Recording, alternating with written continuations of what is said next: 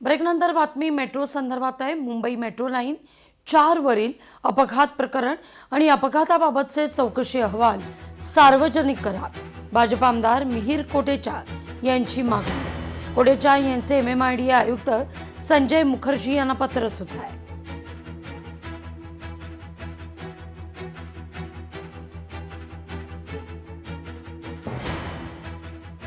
सत्ताधारी आमदाराचा सरकारला घरचा हेर आहे। राष्ट्रवादीचे आमदार हिरामण खोसकर यांनी शेतकऱ्यांवर अन्याय होत असल्याचं म्हणत कुंभमेळ्यावरून सरकारविरोधात नाराजी व्यक्त केली आहे।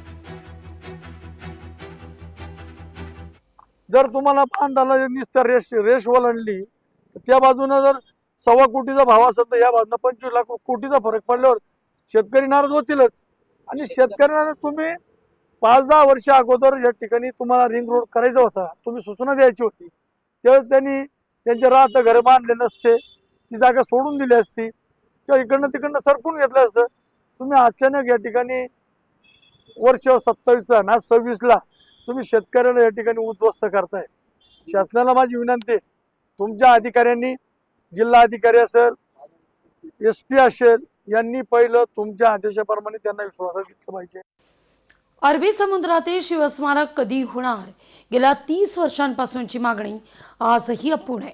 शिवस्मारकासंदर्भात निर्णय घेत नसल्याचा आता आरोप आहे। जय शिवसंग्राम संस्थापक अध्यक्षांनी या संदर्भात आता इशारा दिलाय। जर निर्णय लवकर घेतला नाही तर मंत्रालयाला घेराव घालू असं ते म्हणतायत। शासनाने हे स्मारकाचं काम मार्गी लावावं, कायद्याच्या चौकटीत राहून त्याची पूर्तता करून कोर्टाच्या अधीन राहून सर्व गोष्टी करून हे काम पूर्ण करावं, एवढी आमची प्रामाणिक भावना आहे। 3-4 महिने ऑगस्टपर्यंत आम्ही वाट पाहू की आपण सरकार हे काय पाऊल उचलतंय, आम्हाला काय आश्वासन देतंय, याची आम्ही वाट पाहणार आहोत। आणि जर त्याच्यानंतरही तोपर्यंत नाही झालं तर पूर्णपणे पुन्हा ऑगस्टच्या नंतर रस्त्यावरली लढाई आम्ही सर्व मिळून लढणार आहोत। गेल्या 30 वर्षांपासूनची मागणी आजही अपूर्ण आहे असा आरोप या ठिकाणी करण्यात आलेला आहे आणि रस्त्यावरच्या लढाई संदर्भात इशारा सुद्धा देण्यात येतोय। जय शिवसंग्राम संस्थापकांनी हा इशारा दिला आहे।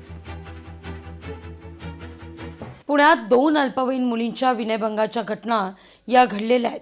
पुणे जिल्ह्यातल्या चाकण औद्योगिक क्षेत्रातील निकुजे इथे एका 9 वर्षाच्या चिमुकलीचा विनयभंग आहे। ही धक्कादायक घटना आहे। नराधमावर पोस्को कायद्याअंतर्गत गुन्हा दाखल आहे। तर पुणे जिल्ह्यातील चाकण जवळच्या बिदरवडी या ठिकाणी 11 वर्षीय अल्पवयीन मुलीचा विनयभंग झाल्याचा प्रकार समोर आहे। या प्रकरणी पोलिसांनी परप्रांतीय 32 वर्षीय आरोपीला ताब्यात घेतलंय।